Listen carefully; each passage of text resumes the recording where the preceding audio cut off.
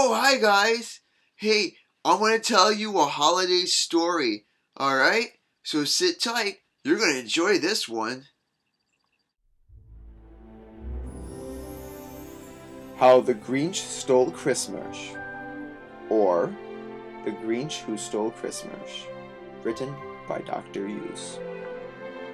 Every goon down in Goonville liked Christmas a lot, but the Grinch, who lived on the north side of Goonville, did not.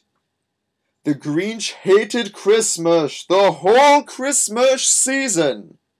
Now, please don't ask why. No one quite knows the reason. It could be that his homegrown made his head feel too light.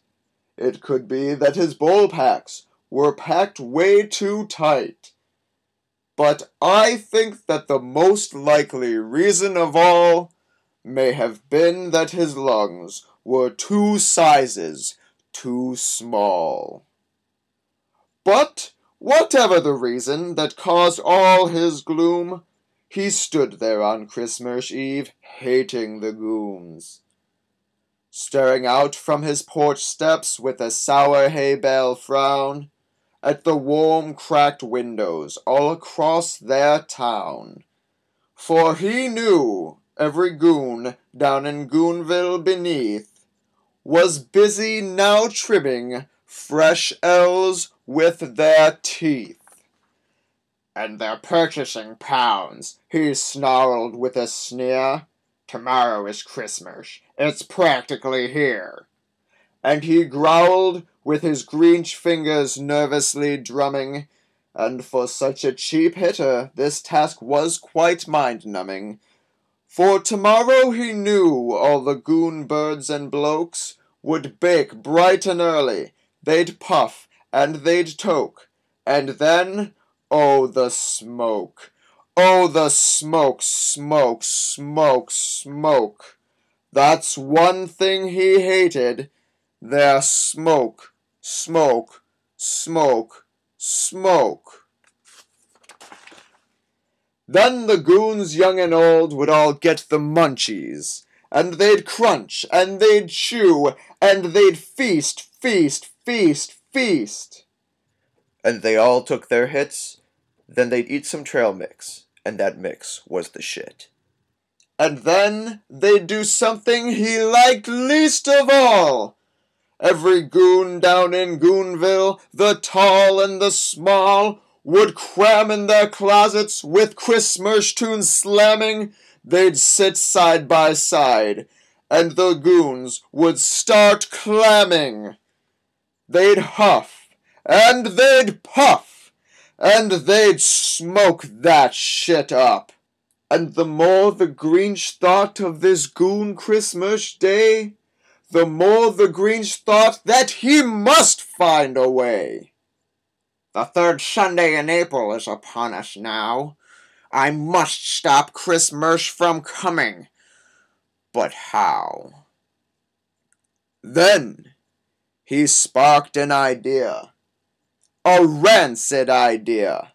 The Grinch got a mercurial swaggerific idea. "I know just what to do," as the Grinch cleared his throat, and he made a quick holiday hat and a coat, and he chuckled and coughed. What a commercialized trick! With this coat and this hat, I look like Saint Chronic. All I need is a drug dog. The Grinch looked around, but since canine are scarce, there was none to be found. Did that stop the old Grinch? No, the Grinch simply said, "If I can't find a stash hound, I'll make one instead." So he called his chimp Cracks, and took some hacky sack thread, and he tied a few socks on the top of his head. Then he loaded sandwich bags and some old cigarette packs on his rusty old junker, and he strapped in old Cracks. Then the Grinch turned the key, and the tin can started up towards the homes of the goons in a big, dirty puff. All their windows were dark, on their turf he now stood, the goons all asleep, clutching gats, bats, and planked wood, when he came to the first little crib in the hood. "First stop of the night," the old seedy bastard hissed, and he scaled to the roof, Ziploc bags in his fist. Then he slid down the chimney, a chamber of glass. He took a huge breath out to fit his fat mass. He didn't get stuck now, this part is true. Then he landed himself in the biggest of 3 rooms, where the little goon pieces sat all in a row. "These devices," he grinned, "are the first things to go." Then he withered and stunk, coughed a cough that'll kill ya. Around the whole room he took all the paraphernalia. Pop cans and tinfoil, rolling papers, bongs, blunt wraps, bowl packs, bubblers, sublime albums. He stuffed them in bags, and the Grinch, very swift, stuffed all the bags one by one in the trunk of his whip. There was skunk smell in the kitchen. He sensed the goon's stash. He took the goon's screens, and he took the goon's cash. He cleaned out that stash box as quick as a flash. Why, that Grinch even scraped their last pan of bubble goon hash. Then he stuffed all the goods in the hatchback with glee. "And now," grinned the Grinch, "I will snatch up their tree." And the Grinch grabbed the green, and he started to crotch it, when he heard a small sound, as if someone was watching. He turned around fast when he saw this small goon, little Mandy Lou Goon, who had just turned 22. The Grinch had been caught by this foxy goon daughter, who'd got out of bed for a change of bong water. She stared at the Grinch and said, "Mr. Cush, where? Where have our Christmas trees gone, St. Chronic, where?" But you know that old Grinch was so smart and so slick that he lied to that chick who he wanted to dick. "Buy my sweet sack of pot," the fake Smoky Cush lied. "There's a lighter for this tree that won't light that I've tried. So I am taking it home to my crack house, my dear. I'll roll a J there, and we'll burn it back here."